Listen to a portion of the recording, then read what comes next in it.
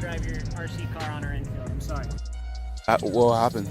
It's largely we've been having too many problems with people coming and messing with our infield grass. So generally, just as a rule, anytime I see somebody in here on the infield grass, I'm gonna come talk to them and ask them to leave. What So happened? generally on the outfield, Yeah. feel free. Okay. But infield, What would happen if I drive it? Like, what happens? Like, what? Like, does it like mess it up somehow? Or? so you walking across my dirt is the issue, yeah. Oh, okay. Thank you.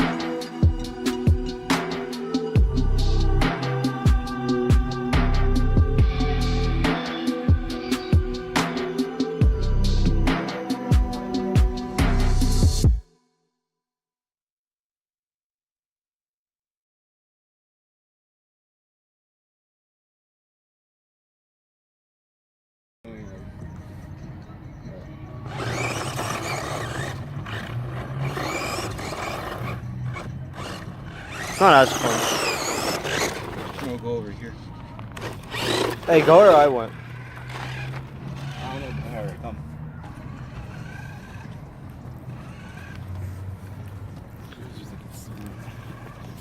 Go right here and do it. It's fun.